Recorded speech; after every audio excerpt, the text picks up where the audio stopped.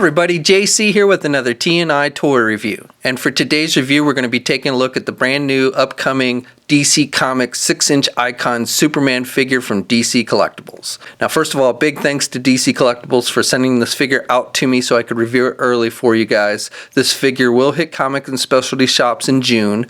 It comes packaged in the same style of packaging we've been seeing with all the icons. You've got the window box, the figure's clearly displayed. You've got the icons named down below. For this one, the box is white with a dark blue to match Superman. Off to the side, you've got Superman's name, and it tells us this is figure number 10 in the series.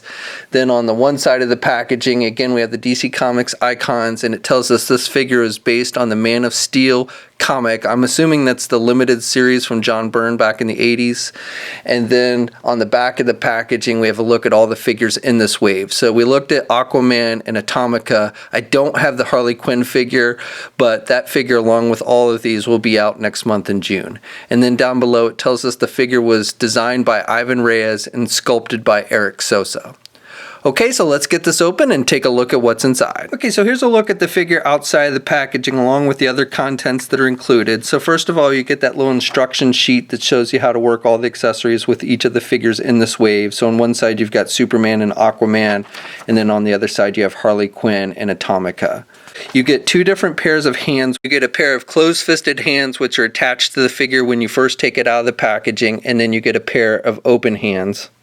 And switching the hands out is easy. You just pull it out. The hand's got the little pegs on it like we always see, and then you just plug in the hand that you want to use and it goes right in. You also get a minifigure of Kellex, Superman's caretaker for the Fortress of Solitude, his robotic caretaker.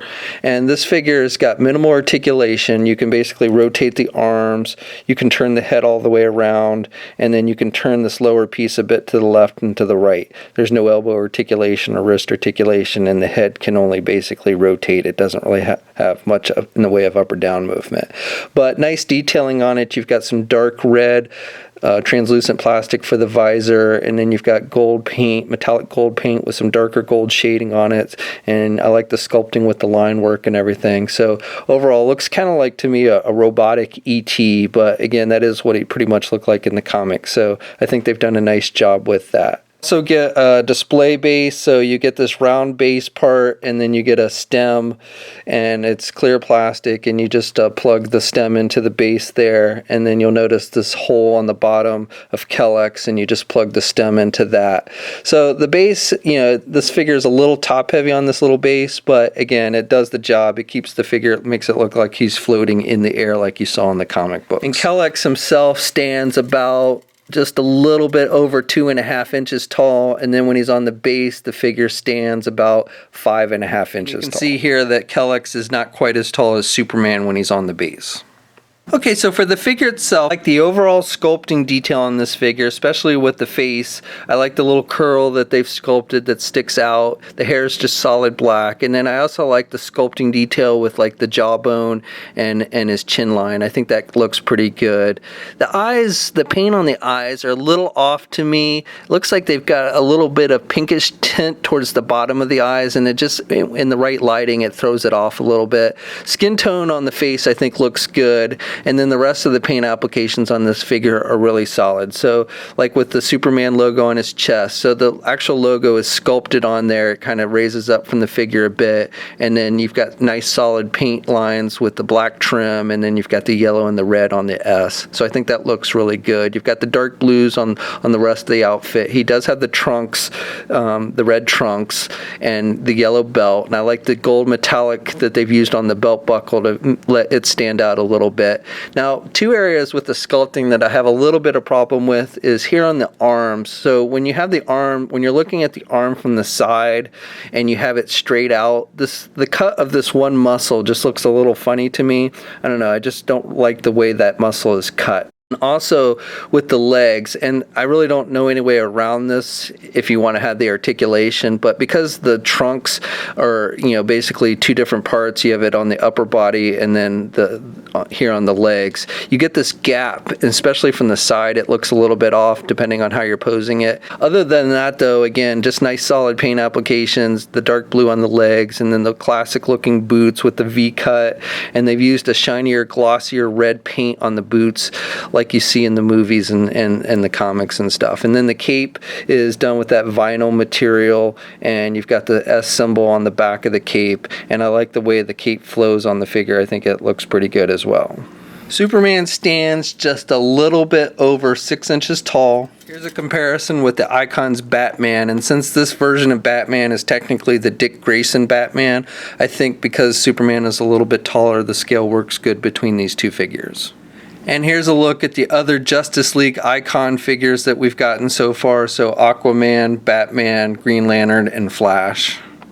Here's a comparison with Superman's arch enemy, Lex Luthor. Here's a comparison with some other Superman figures. So the Mattel 6-inch Dawn of Justice Superman, another DC UC Superman from Mattel, and another Mattel Superman, and then the DC Collectibles new 52 7-inch Superman.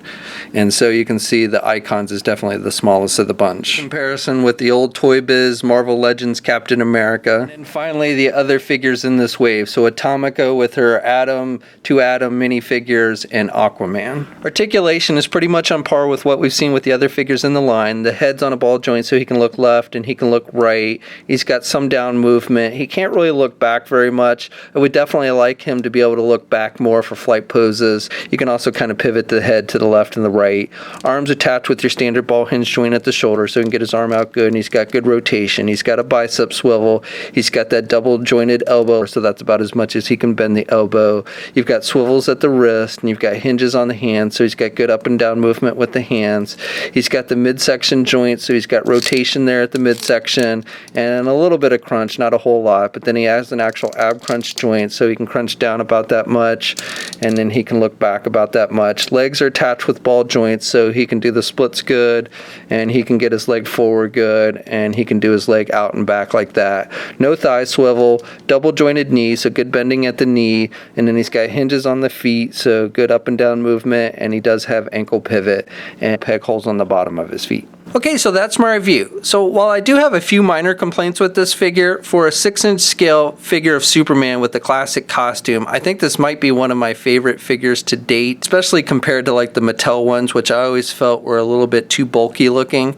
Now, I'm personally not a huge fan of the classic costume. I actually prefer the more modern new 52 look, and I know I'm probably in the minority with that. But again, if you're a fan of the classic look, I think this is one that'll make a nice addition to your collection. I also like the paint applications overall with it, and the accessories are cool with the little Kellex minifigure. So this figure will be out in June. We'll have a full gallery of images up at toynewseye.com. There'll be a link in the description below. As always, leave a comment. Let us know what you think. If you're so inclined, please like the video. Also, if you haven't already, please follow me on my Facebook and or Twitter pages. I'll have links to those in the video description as well. And until next time, I'll catch you later.